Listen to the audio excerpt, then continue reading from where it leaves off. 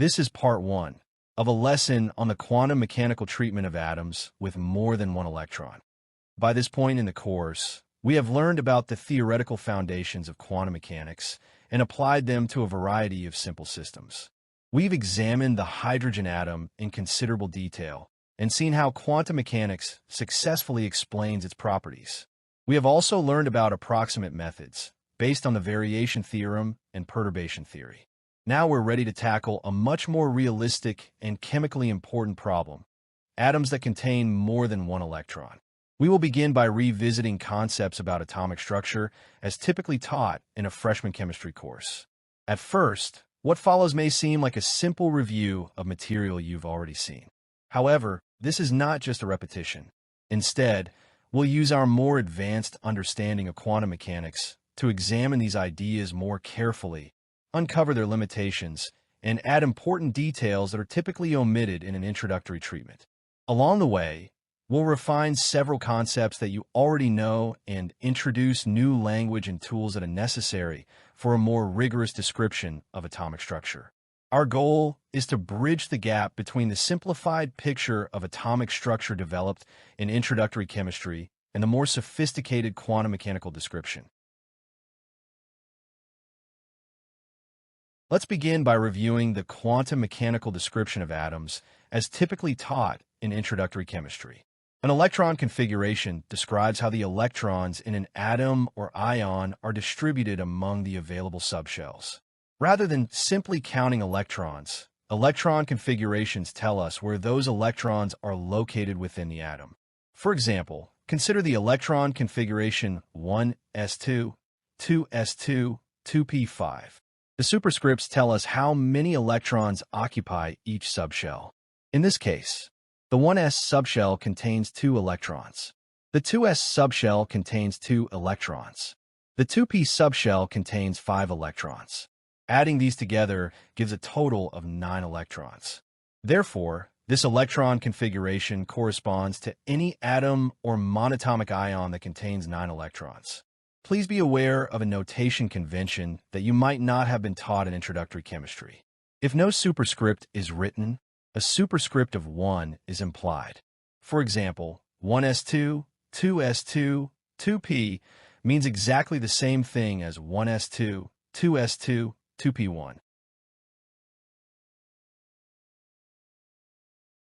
Let's test our understanding with a quick example. Which of the following can have an electron configuration of 1s2, 2s2, 2p?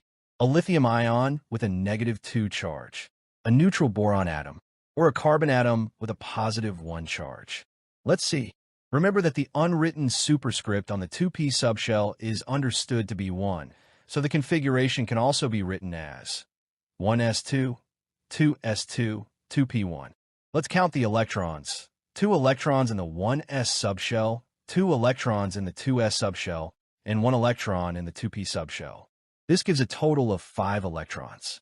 Now let's examine each species. The atomic number of lithium is 3. So, neutral lithium has 3 electrons. A -2 charge means it has gained 2 additional electrons, giving a total of 5 electrons. Boron has atomic number 5. So a neutral boron atom contains 5 electrons. The atomic number of carbon is 6. Therefore, a neutral carbon atom has 6 electrons. A positive charge of 1 means 1 electron has been removed, leaving 5 electrons. Since all 3 species contain 5 electrons, all 3 can have the electron configuration 1s2, 2s2, 2p. Therefore, the correct answer is D, all of the above. The species given in choices A, B, and C are said to be isoelectronic, meaning they contain the same number of electrons and therefore can have the same electron configuration, even though they have different numbers of protons. Now let's review one of the most important rules governing the arrangement of electrons in atoms, the Pauli exclusion principle. The Pauli exclusion principle states that no atomic orbital can contain more than 2 electrons. Furthermore, if 2 electrons occupy the same orbital, they must have opposite spins. This principle allows us to determine the maximum number of electrons that can fit within each type of subshell. An s subshell contains one orbital, so it can hold a maximum of 2 electrons. A p subshell contains 3 orbitals. Since each orbital can hold 2 electrons, a p subshell can contain up to 6 electrons. A d subshell contains 5 orbitals and can therefore hold up to 10 electrons. Finally, an f subshell contains 7 orbitals and can hold up to 14 electrons. Let's apply the Pauli exclusion principle to answer this question. Which of the following is a valid electron configuration for an atom with 9 electrons? Let's examine each choice. Choice A, 1s3, 2p6.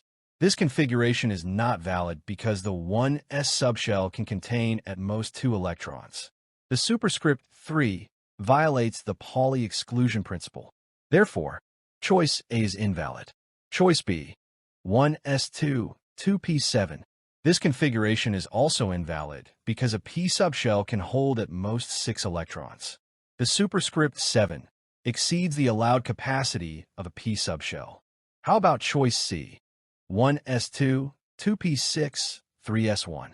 This configuration satisfies the Pauli exclusion principle because no subshell exceeds its maximum occupancy. However, let's count the electrons. 2 electrons in 1s, 6 electrons in 2p, 1 electron in 3s, for a total of 9 electrons. So this configuration is valid for an atom containing 9 electrons. Therefore, choice C is the correct answer. Now let's review the concept of a ground configuration. The ground configuration is the lowest energy arrangement of electrons in an atom. Because it has the lowest possible energy, it is also the most stable configuration. To determine the ground configuration, we use the Aufbau principle, which tells us to place electrons into the lowest energy orbitals available while still obeying the Pauli exclusion principle. Recall that for hydrogenic systems, orbital energies depend only on the principal quantum number n. As a result, all orbitals having the same value of n are degenerate, meaning they have the same energy. However, in atoms containing more than 1 electron, this degeneracy is removed. Orbital energies depend not only on n, but also on the angular momentum quantum number L. A useful guideline is the n plus L rule. Typically, for neutral atoms, the orbital energies for the ground configuration is such that orbitals with smaller values of n plus L have lower energy. If 2 orbitals have the same value of n plus L, the orbital with the smaller value of n has lower energy. This rule allows us to predict the order in which orbitals fill and therefore determine ground configurations. Let's apply the n plus L rule. Consider this question. In a typical atom, in the ground configuration, which of these orbitals is filled last? The choices are A, 3p, B, 3d, C, 4s, D for p. To answer, let's calculate n plus L for each orbital.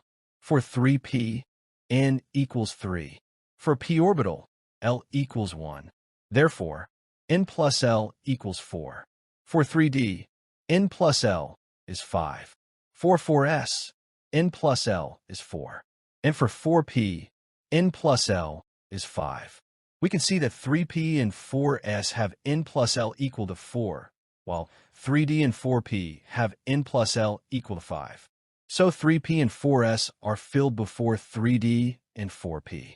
To break the tie between 3p and 4s, we look at the quantum number n, which is 3 for 3p and 4 for 4s. This means that 3p is filled before 4s, since 3p has the lower n. Similarly, we predict the 3d orbital to be filled before the 4p orbital. The correct answer is D. The 4p orbital is filled last. A very useful memory aid for remembering the order of filling of orbitals is built directly into the layout of the periodic table. The order is 1s, 2s, 2p, 3s, 3p, 4s, 3d, 4p, 5s, 4d, 5p, 6s, 4f, 5d, 6p, 7s, 5f, 6d, and 7p. Notice that the periodic table can be divided into blocks corresponding to the subshells being filled. For a given row, the two leftmost columns form the S block. The 6 columns on the right form the P block. The 10 columns in the middle form the D block. The 14 columns at the bottom form the F block.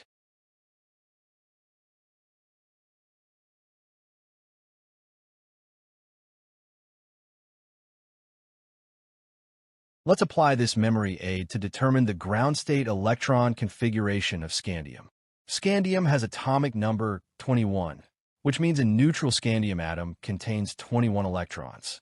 Here it is in the periodic table. We can see that it's in the first column of the D block. We fill the subshells in the following order: 1s2, 2s2, 2p6, 3s2, 3p6, 4s2. At this point, we have assigned 20 electrons. Finally, the 21st electron goes into an orbital in the 3d subshell. Therefore, the ground configuration of scandium is 1s2, 2s2, 2p6, 3s2, 3p6, for s2, 3d1. Notice that 1s2 through 3p6 accounts for 18 electrons, which is isoelectronic with argon. We can abbreviate this part using the symbol for argon inside square brackets. This is called the noble gas shorthand. We say that the electron configuration of scandium is argon core 4s2, 3d1. When an atom absorbs energy, one of its electrons can be promoted from a lower energy orbital to a higher energy orbital. This process is called electronic excitation. When electronic excitation occurs, we describe the atom as being excited. The atom is no longer in its lowest energy arrangement and therefore possesses more energy than it did before. This brings us to the definition of an excited configuration. An excited configuration is simply any electron configuration that has a higher energy than the ground configuration. How do we recognize whether a given electron configuration represents an excited state? One clue is that excited configurations do not follow the Aufbau principle. In an excited state, one or more electrons have been promoted to higher energy orbitals, so the configuration may appear to skip lower energy orbitals or leave them only partially occupied. However, there is an important restriction. Even though excited configurations may not follow the Aufbau filling order, they must still obey the Pauli exclusion principle. Let's look at a simple example. Which of the following is an excited configuration for hydrogen? The choices are A, 1s1, B, 1s2, C, 2p, or D, 2s2. To answer this question, we need to remember that a neutral hydrogen atom contains only one electron. So, immediately we can rule out choices B and D. These configurations, 1s2 and 2s2, show 2 electrons. Let's look at choice A, 1s1. The single electron occupies the lowest energy orbital, so this is not an excited state. This is the ground configuration of hydrogen. That leaves choice C as the correct answer. Remember that an unwritten superscript implies a value of 1. So, 2p means the same thing as 2p1. This configuration contains 1 electron, which is consistent with hydrogen, and the electron occupies a higher energy orbital. Notice that hydrogen can have many excited states, including 2s1, 2p1, 3s1, and so on. Let's practice writing excited state electron configurations using helium as an example. The first step is to start with the ground state configuration. Helium has an atomic number of 2, so a neutral helium atom contains 2 electrons. In the ground state, both electrons occupy the lowest energy orbital, giving the configuration 1s2. To create an excited state, we must promote at least one of these electrons to a higher energy orbital. The most commonly observed excited states involve the promotion of only one electron. These are known as single excitations. For example, one electron can be promoted from the 1s orbital to the 2s orbital. This changes the electron configuration from 1s2 to 1 1s12s1. Notice that by doing this promotion, the atom still contains 2 electrons, but one of them now occupies a higher energy orbital. We expect the energy associated with a 1s12s1 configuration to be higher than that of the ground state. So 1s12s1 is an excited configuration for helium. Using the same idea, we can promote one electron to other higher energy orbitals. Examples include 1s12p1 and 1s13p1. These are valid excited state configurations for helium because they contain the correct number of electrons, which is 2. They obey the Pauli exclusion principle, and they have higher energy than the ground state configuration of 1s2. Now let's look at a more detailed way of representing electrons in atoms, the orbital diagram. Recall that an electron configuration tells us how electrons are distributed among subshells. For example, the ground configuration of neon is 1s2, 2s2, 2p6. This notation tells us how many electrons are in each subshell. An orbital diagram shows how electrons are assigned to the individual orbitals for a given electron configuration. In these diagrams, each orbital is typically represented by a box. For an s subshell, there is only one orbital, so we draw one box. For p subshell, there are 3 orbitals, so we draw 3 boxes. For a d subshell, there are 5 orbitals, so we draw 5 boxes. Electrons are represented by arrows. An upward-pointing arrow represents an electron with spin quantum number m sub s equals 1/2. A downward-pointing arrow represents an electron with spin quantum number m sub s equals -1/2. Let's look at the orbital diagram for the ground configuration of neon. The 1s subshell contains 2 electrons, so the single 1s box contains 2 arrows. The 2s subshell also contains 2 electrons, so the 2s box contains 2 arrows. Finally, the 2p subshell contains 6 electrons. Since a p subshell consists of 3 orbitals, we distribute the 6 electrons among the 3p boxes, placing 2 electrons in each box. Notice that the maximum number of electrons per box is 2, and whenever 2 electrons occupy the same box, the arrows point in opposite directions. This is a consequence of the Pauli exclusion principle. Whenever one or more subshells in a configuration are partially filled, it is possible to draw more than one valid orbital diagram. Each distinct orbital diagram is called a microstate. The number of possible microstates is called the degeneracy of the configuration. Let's look at a simple example. Consider lithium, whose ground electron configuration is 1s2, 2s1. It is possible to draw 2 orbital diagrams for this configuration. Here they are. Let's examine them closely. The 2 electrons in the 1s orbital are paired, so there is only one possible arrangement for the 1s subshell. One of the 2 electrons must be spin up, the other must be spin down. But the electron in the 2s orbital can have 2 possible spin orientations, spin up or spin down.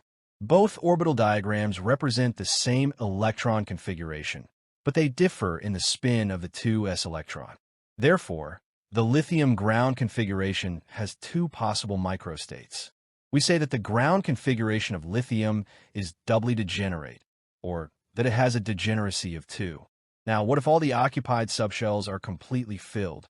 Obviously, in this case, all the orbitals in the occupied subshell have 2 electrons, one spin up and one spin down.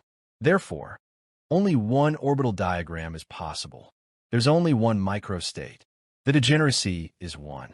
The configuration is said to be singly degenerate or non-degenerate.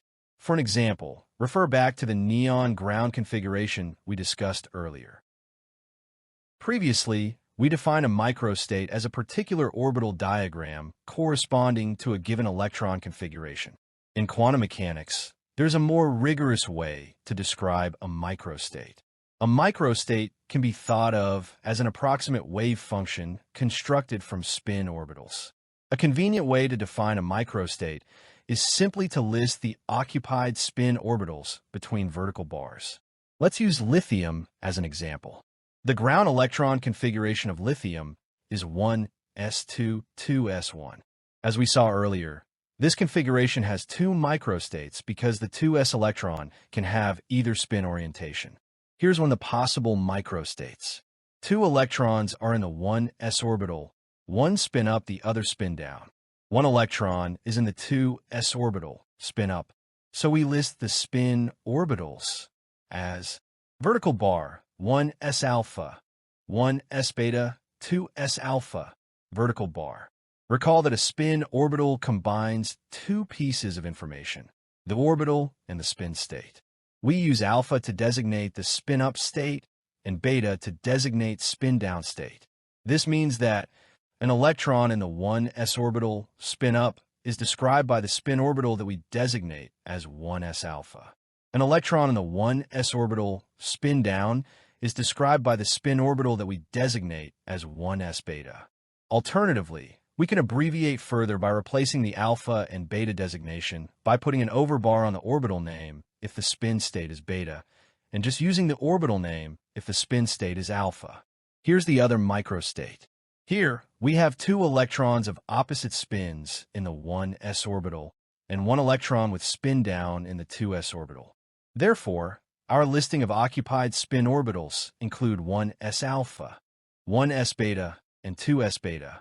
Notice that the first two electrons occupy the 1s alpha and 1s beta spin orbitals in both cases. The only difference between the two microstates is the spin orientation of the 2s electron. As we begin dealing with configurations containing many microstates, writing them between vertical bars can become cumbersome. A more convenient approach is to use a table. Across the top of the table, we list all possible spin orbitals. For lithium, these are 1s alpha, 1s beta, 2s alpha, and 2s beta. Each row then corresponds to a particular microstate. An X indicates that a given spin orbital is occupied, while a blank entry indicates that the spin orbital is unoccupied. Here, for the first microstate, the occupied spin orbitals are 1s alpha, 1s beta, and 2s alpha. For the second microstate, the occupied spin orbitals are 1s alpha, 1s beta, and 2s beta. We'll make extensive use of this type of table later in this lesson. For now, the important idea is that a microstate can be viewed either as an orbital diagram or, more formally, as a specific set of occupied spin orbitals. Let's work through an example. How many microstates are there for the ground state configuration of carbon? Let's see. Carbon has 6 electrons. The ground configuration is 1s2, 2s2, 2p2. A quick way to list all the microstates is to set up a table.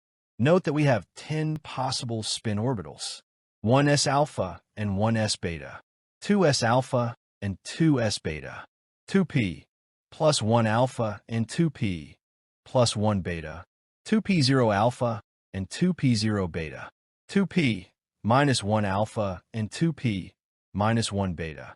Recall that the plus 1, 0, and minus 1 subscripts for the p orbitals refer to the magnetic quantum number m sub L. Also, in this table, we used a bar above the orbital name to indicate beta spin state. No bar means alpha spin state.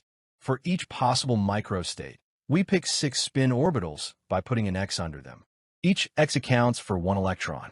Remember that carbon has 6 electrons. Here's one possibility. Both 1s and 2s subshells have 2 electrons with opposite spins.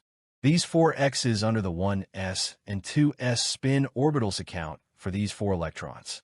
For the remaining 2 electrons, we can pick any 2 from the 6 possible spin orbitals in the 2p subshell. Here, we choose to assign 1 electron to the 2p plus 1, spin up, and 1 electron to the 2p plus 1, spin down. Here's another possibility. Again, both 1s and 2s subshells are completely filled. Then, for the electrons in the p subshell, we can pick 2p plus 1 and 2p0, both spin up. If we want to cover all the possibilities, we'll find that there are a total of 15 microstates. We can see that having a partially filled subshell is responsible for the multiple microstates. Here we have a p subshell with only 2 electrons. But there are 6 spin orbitals for a p subshell. Mathematically, determining the number of microstates is a combinations problem. We choose 2 spin orbitals from 6 available spin orbitals. The formula for this is 6 factorial divided by the product of 2 factorial and 6 minus 2 factorial, which is 15. In general, the number of ways of assigning n electrons in a subshell that has s spin orbitals w is s factorial divided by the product of n factorial and s minus n factorial. The number of microstates is just the product of w's for all the subshells. This is equal to 1 if the subshell is completely filled, that is, when n equal s. This is why we can ignore completely filled subshells when counting microstates. Let's try another example. Determine the number of microstates for the excited state configuration of beryllium 1s2, 2s1, 2p1. To solve this problem, we use the formula for counting the number of ways to distribute n electrons among s available spin orbitals. Recall that this is s factorial divided by the product of n factorial and s minus n factorial. In this excited configuration, the 1s subshell is completely filled and does not contribute to multiple microstates. However, we have 2 partially filled subshells, 2s and 2p. First, consider the 2s subshell. An s subshell contains 1 orbital, which can hold 2 spin states, so there are 2 spin orbitals available. Therefore, number of ways of placing 1 electron in the 2s subshell is 2. Next, consider the 2p subshell. A p subshell contains 3 orbitals, each with 2 spin states, giving a total of 6 spin orbitals. There should be 6 ways of placing 1 electron in these 6 spin orbitals. Because the choices for the 2s electron and the 2p electron are independent, we multiply the numbers of possibilities. 2 times 6 equals 12. So, the excited configuration 1s2, 2s1, 2p1 of beryllium has a total of 12 microstates. Note that if we want to be thorough, we should multiply this by the number of ways of placing 2 electrons in the 1s subshell, which turns out to be 1. This is why we don't worry about completely filled subshells when counting microstates. Before we discuss wave functions for many electron atoms, we need to understand a common abbreviation for designating arguments for functions that depend on the coordinates of several electrons. Consider a function that depends on the coordinates of electron k. A common convention is to write it simply as f of k. As an example, consider the expression 2pz of 2 times beta of 2, which can also be written as 2pz bar of 2. Expressions like this appear as part of the wave function for a microstate. The notation tells us that we are describing electron 2. From here on, for brevity, we will omit saying of and sub when reading these expressions. In this particular case, we'll just say 2pz2 beta or 2pz2 bar. In this example, we say that electron 2 is described by a spin orbital that resembles a hydrogenic 2pz orbital, spin down. Note that the 2pz orbital depends on our 2, theta 2, and phi 2. The spatial coordinates of electron 2 and the beta spin function depends on omega 2, the spin coordinate of electron 2. The 2pz orbital is a product of a radial function and an angular function. The angular part is a spherical harmonic. Here, it is the same angular function that appears in the hydrogen atom for an orbital with angular momentum quantum number L equals 1 and magnetic quantum number m sub L equals 0. The radial function is similar to the radial function in the hydrogen atom, but there is an important difference. In a many-electron atom, an electron is influenced not only by the nucleus, but also by all the other electrons. So the radial function depends on these as well. In practice, this radial function is determined numerically, as it is nearly impossible to express using a simple analytical expression. Often, it is represented approximately as a linear combination of carefully chosen basis functions. Consider a function that depends on the coordinates of 2 particles. What would happen if we switched the coordinates of particles 1 and 2? We can classify the function into three categories depending on the outcome. Let's define the permuting operator, p12 hat. This operator is such that if we apply it on a function of the coordinates of particles 1 and 2, the resulting function is one where the coordinates of particles 1 and 2 are switched. One possible outcome is one where we get back the original function. In this case, we say that the function is symmetric with respect to the exchange of labels for particles 1 and 2. In other words, if we were to call particle 1 as particle 2 and refer to particle 2 as particle 1, the function is the same. We say that the function is an eigenfunction of the permuting operator with an eigenvalue of 1. Another possible outcome is one where we get back the negative of the original function. In this case, we say that the function is anisymmetric with respect to the exchange of labels for particles 1 and 2. We say that the function is an eigenfunction of the permuting operator with an eigenvalue of -1. If the function cannot be classified as symmetric or anisymmetric, we classify it as asymmetric. The function in this case is not an eigenfunction of the permuting operator. Let's practice with a few simple examples. Classify these functions as symmetric, anisymmetric, or asymmetric. Function f1 is x1 plus x2. Function f2 is x1 minus x2. And function f3 is x1 over x2. Let's take a look at function f1, defined here as x1 plus x2. If we switch labels for particles 1 and 2, we get x2 plus x1, which is equal to x1 plus x2 since addition is commutative. Therefore, f1 is symmetric. It should be easy to show that function f2 is anisymmetric and that function f3 is asymmetric. Let's now discuss cases where two or more particles in our system are indistinguishable. The so-called principle of indistinguishability says that the wave function must either be symmetric or anisymmetric if we exchange the labels of any two indistinguishable particles. But why must the wave function of indistinguishable particles be symmetric or anisymmetric? The answer comes from the fact that exchanging the labels of two identical particles cannot produce a physically different system. For example, if two particles are indistinguishable, it should not matter which one we call particle 1 and which one we call particle 2. Therefore, the probability density function, the square of the absolute value of psi, should not be affected by the permuting operator. For this to happen, psi itself must be an eigenfunction of the permuting operator with an eigenvalue of either +1 or -1. Note that this requirement applies for any pair of identical particles. In systems with more than one electron, the principle of indistinguishability must be obeyed when dealing with any pair of electrons. Electrons are identical particles. Unlike classical objects, there is no physical way to distinguish one electron from another. However, it turns out that for fermions, such as electrons, the wave function can only be anisymmetric. It cannot be symmetric. This requirement is known as the Pauli principle. Why should it be anisymmetric? The reason is that it's the assumption that has to be made in order to match experimental observations and the behavior of real atoms. Now, let's look at how to construct wave functions for microstates. A microstate wave function, which we denote by psi, is built from products of spin orbitals or PSOs. As an example, consider the helium-1s2 configuration. For this configuration, we can write four possible products of spin orbitals.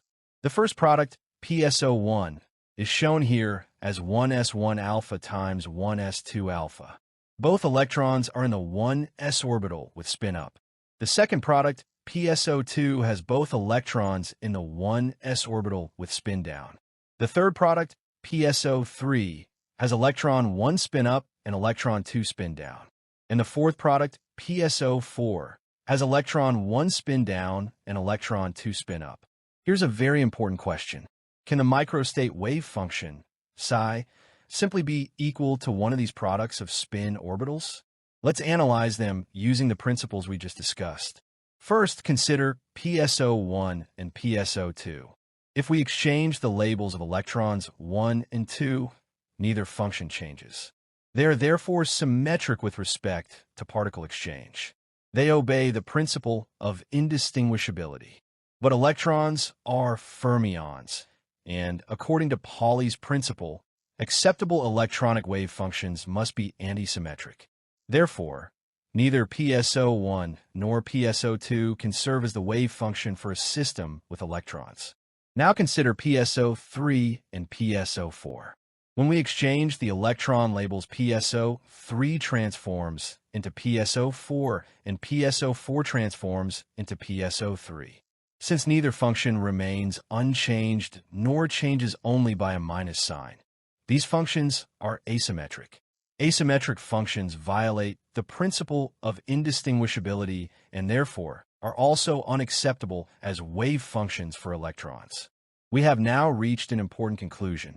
None of the four products of spin orbitals, by themselves, can represent the wave function of this two-electron system.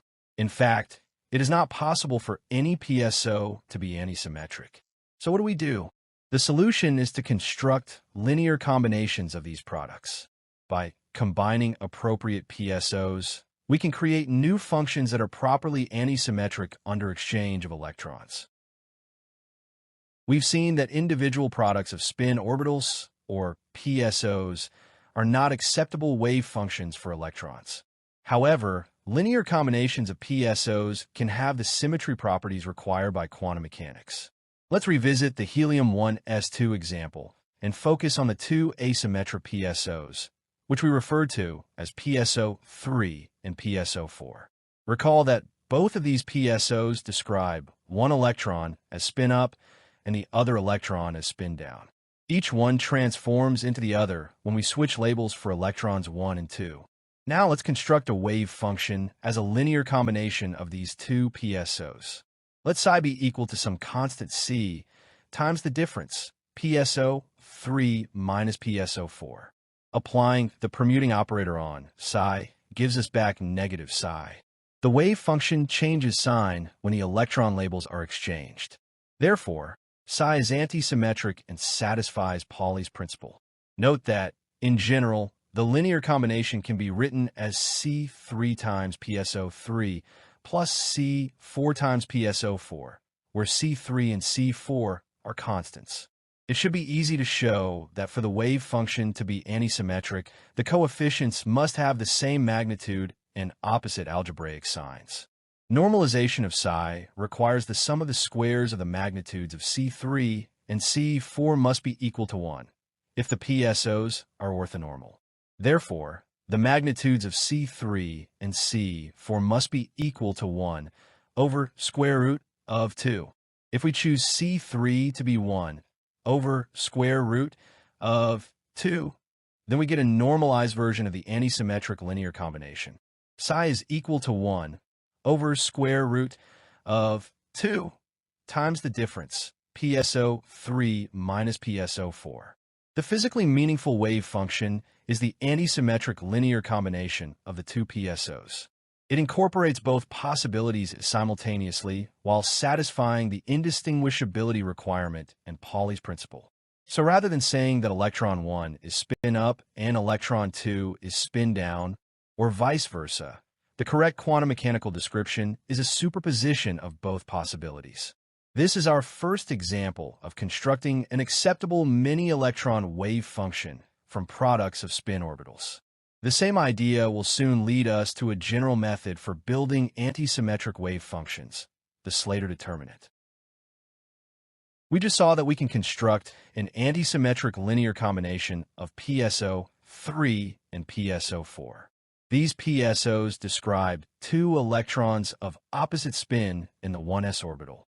Notice that both PSOs contain the same spatial factor, 1s of 1 times 1s of 2.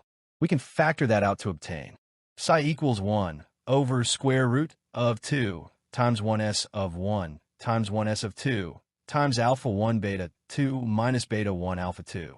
This is an important result because the wave function has separated into a spatial part and a spin part. Examining the spin part, we can see that this wave function does not tell us which electron is spin up and which electron is spin down. Both possibilities contribute equally to the overall wave function. This is the wave function corresponding to the microstates where the 1s alpha and 1s beta spin orbitals are both occupied. What if we add PSO3 and PSO4 instead? This time we get psi equals 1 over square root of 2 times 1s of 1 times 1s of 2 times alpha 1 beta 2 plus beta 1 alpha 2. Just like the previous wave function, this expression also does not identify one electron as spin up and the other as spin down. Both assignments contribute equally. This function satisfies the indistinguishability requirement. However, there's a critical difference. When the electron labels are exchanged, this wave function remains unchanged. It is therefore symmetric, not antisymmetric, because electrons are fermions and must obey Pauli's principle. A symmetric electronic wave function is not acceptable. So the antisymmetric combination with the minus sign is allowed, whereas the symmetric combination with the plus sign is not. Let's now address a practical problem. Recall that for the helium-1s2 configuration, we found that the acceptable wave function is a linear combination of two PSOs combined with the correct relative sign to satisfy Pauli's principle. At first glance, this seems manageable. However, imagine extending this procedure to systems containing many electrons. As the number of electrons increases, the number of possible PSOs increases very rapidly. Constructing antisymmetric linear combinations, term by term, soon becomes cumbersome. To solve this problem, we introduce the Slater determinant. A Slater determinant provides a systematic and compact way to generate an antisymmetric wave function from a set of occupied spin orbitals. For our helium example, the wave function can be written as a determinant, as shown here. Notice that the elements in the first column of the determinant are all 1s alpha, with the arguments for row 1 being the coordinates of electron 1, and the arguments for row 2 being the coordinates of electron 2. Similarly, the elements in the second column are all 1s beta and, as with column 1, with the arguments for row 1 being the coordinates of electron 1, and the arguments for row 2 being the coordinates of electron 2. To expand a 2 by 2 determinant means multiplying the diagonal elements, shown here in red, and subtracting the product of the off-diagonal elements, shown here in green. Performing the expansion gives exactly the antisymmetric wave function we derived earlier. In general, expanding an n by n Slater determinant produces n factorial PSOs, corresponding to all possible permutations among the occupied spin orbitals. For 2 electrons, there are 2 factorial, or 2 terms, as we just saw for helium. For 4 electrons, we have to write 4 factorial, or 24 terms. As n increases, the number of terms grows extremely quickly. Let's now generalize the procedure so that we can construct a Slater determinant for any n-electron system. The first step is to recognize that a system containing n electrons requires an n by n determinant. If the spin orbitals are f sub 1, f sub 2, and so on, up to f sub n, then the element in row I, column j, is simply the spin orbital f sub j evaluated at the coordinates of electron I. Finally, multiply the determinant by 1 over square root of n factorial. Here's what the Slater determinant looks like in general. The elements in column 1 are values of spin orbital f sub 1, evaluated from top to bottom, at the coordinates of electron 1, 2, 3, and so on, up to electron n.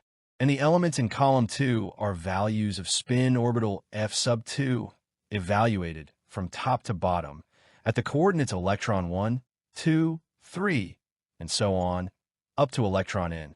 Here's the top row, row 1. Note that all the spin orbitals are evaluated at the coordinates of electron 1. Here's row 2. Note that all the spin orbitals are evaluated at the coordinates of electron 2. Here's the normalization constant, 1 over square root of n factorial.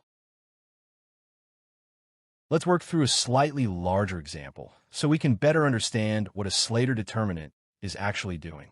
Consider lithium in the 1s2, 2s1 configuration. Let's write and expand the Slater determinant for one of the 2 microstates. Note that there are 2 possible microstates. In both microstates, the 1s orbital is filled with 2 electrons. They differ in the spin orientation for the electron in the 2s orbital. In one microstate, the electron in the 2s orbital is spin up. In the other, it's spin down. Here, we're using the overbar and no overbar notation to represent beta and alpha spin states respectively. Let's write the Slater determinant for the first one, with 2 electrons occupying the 1s spin orbitals and the third electron occupying a 2s spin up. Since there are 3 electrons, we need a 3 by 3 Slater determinant, which expands to a linear combination of 3 factorial or 6 possible PSOs. Here's the Slater determinant. Note that we multiply the determinant by 1 over square root of 6. According to the general rule, the rows correspond to electrons and the columns correspond to occupied spin orbitals. We can see that the functions for all the elements in the first column, shown here in red, are 1s alpha. The functions for all the elements in the second column, shown here in green, are 1s beta. Finally, the functions for all the elements in the third column, shown here in blue, are 2s alpha. We can also see that all elements in the first row are functions of electron 1. All elements in the second row are functions of electron 2. All elements in the third row are functions of electron 3. Expanding this determinant, we get 6 PSOs. Here's what you can get by just multiplying the diagonal elements. How do we figure out the others? Here's a simple strategy. Imagine that the electrons are people and the spin orbitals are chairs. In the first PSO, electron 1 is sitting in the red chair, electron 2 is sitting in the green chair, and electron 3 is sitting in the blue chair. That's one possible seating arrangement. Now, suppose we exchange the positions of 2 electrons. For example, electrons 2 and 3 switch chairs. We now have a different seating arrangement and therefore a different PSO. The 6 terms generated by the determinant simply correspond to all possible ways of assigning 3 electrons to 3 occupied spin orbitals.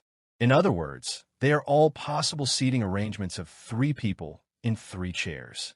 Because there are 3 people in 3 chairs, there are 3 factorial or 6 possible arrangements. Here are the 4 remaining permutations. Now let's discuss the signs in front of the terms. Notice that some terms have positive signs and others have negative signs. These signs are not assigned arbitrarily. They depend on how many pairwise electron exchanges are required to transform one arrangement into another. The first term can be viewed as the reference arrangement. If another PSO can be obtained from the reference arrangement by making an odd number of exchanges, then the sign is negative. For example, swapping electrons 2 and 3 once converts the first arrangement into the second arrangement. Because one exchange is an odd number of exchanges, the second term receives a minus sign. Now, let's look at 2 consecutive exchanges from the reference arrangement. Here, starting from the reference arrangement, we switch electrons 1 and 3. This puts electron 3 in the red chair and electron 1 in the blue chair. The resulting PSO gets a negative sign. Then we do a second switch with electrons 1 and 2. This puts electron 1 in the green chair and electron 2 in the blue chair. This is the resulting PSO. With 2 switches from the reference arrangement, the resulting term gets a positive sign. In general, an even number of electron exchanges gives a positive sign.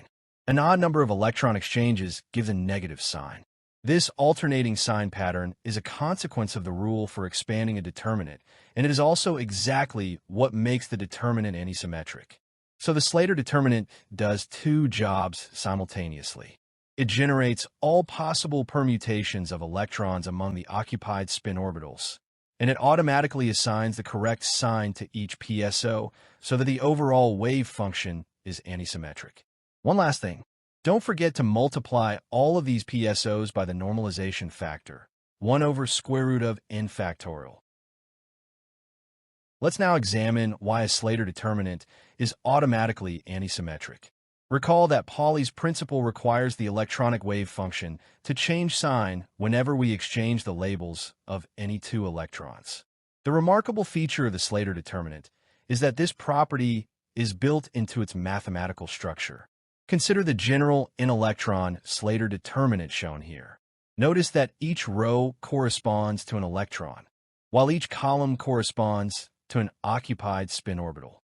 If we exchange the labels of two electrons, say electrons 1 and 2, we're simply exchanging rows 1 and 2 of the determinant. The key mathematical fact is that exchanging two rows of a determinant changes the sign of the determinant. Let's verify this with a simple numerical example. Consider a 2 by 2 determinant with 1 and 2 in the first row, 3 and 4 in the second row. To evaluate this determinant, we multiply diagonal elements 1 and 4 and off-diagonal elements 2 and 3, then take the difference. This gives us a value of -2 for the determinant. Now exchange the two rows. It should be easy to see that the result is +2. Notice that the determinant has changed from -2 to +2. The magnitude is unchanged, but the sign has reversed. This is true for determinants of any size. Whenever two rows are interchanged, the determinant changes sign. Returning to our Slater determinant, exchanging two electron labels is equivalent to exchanging two rows. Therefore, the wave function automatically acquires the minus sign required by Pauli's principle. This is precisely why Slater determinants are used.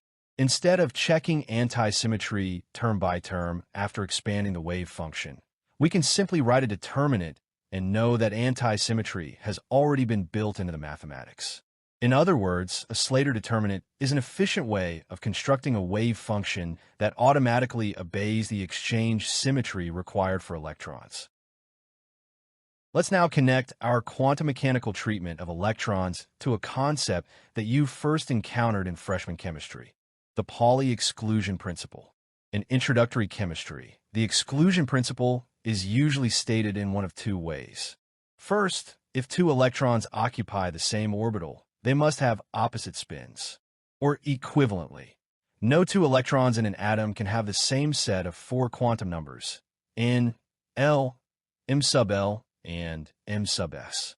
In our current language, the exclusion principle can be stated more fundamentally as no two electrons can occupy the same spin orbital.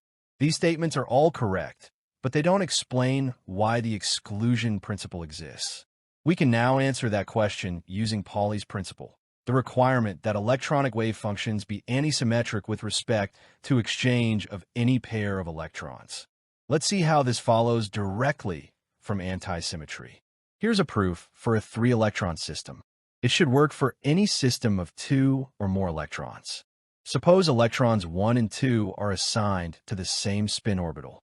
If two electrons occupy exactly the same spin orbital, exchanging their labels should have no effect on the wave function. After all, the two electrons are in identical states. Therefore, psi of 1, 2, 3 must be equal to psi of 2, 1, 3. However, Pauli's principle tells us that exchanging any two electrons must change the sign of the wave function. In other words, psi of 2, 1, 3 must be equal to the negative of psi of 1, 2, 3. By the transitive property of equality, this means that psi of 1, 2, 3 must be equal to its negative. The only way this equation can be true is if psi of 1, 2, 3 is equal to 0. But a wave function that is 0 regardless of what the electron coordinates are is not physically acceptable because it predicts 0 probability of finding the electrons anywhere. Therefore, our original assumption must be wrong. Two electrons cannot occupy the same spin orbital. This is the Pauli exclusion principle, and we now see that it is not an independent rule. Rather, it is a direct consequence of the anti-symmetry requirement for electronic wave functions. Since a spin orbital is uniquely specified by the 4 quantum numbers, it immediately follows that no two electrons can possess the same set of 4 quantum numbers. So the familiar exclusion principle from freshman chemistry emerges naturally from a deeper quantum mechanical requirement, the anti-symmetry of the electronic wave function. We've just shown that the Pauli exclusion principle follows directly from the anti-symmetry requirement of electronic wave functions. Now let's see how the same conclusion emerges naturally from the Slater determinant. Examine the general form of an n-electron Slater determinant as shown here. Remember that each column corresponds to an occupied spin orbital. Suppose we attempt to place two electrons in the same spin orbital. For example, suppose spin orbitals F1 and F2 are identical. If F1 and F2 are the same spin orbital, then the first two columns of the determinant become identical. The determinant would then look something like this. A fundamental property of determinants is that if any two columns are identical, the determinant is equal to 0. To illustrate, consider the simple 2 by 2 determinant, where the elements of both columns are 1 and 3. To evaluate this determinant, we multiply diagonal elements 1 and 3 and off-diagonal elements also 1 and 3, then take the difference. This gives us a value of 0. As mentioned earlier, a wave function that is 0, regardless of the coordinates of the electrons, is not physically acceptable because it predicts 0 probability of finding the electrons anywhere in space. A final note, using group theory and linear algebra, one can prove that antisymmetry uniquely determines the coefficient of every PSO generated by permuting electron labels among a given set of occupied spin orbitals. The resulting wave function is, apart from an overall normalization constant, exactly the Slater determinant. Let's take a moment to reflect on what we have accomplished and where we're heading next. So far, our discussion has been based on what is known as the orbital approximation.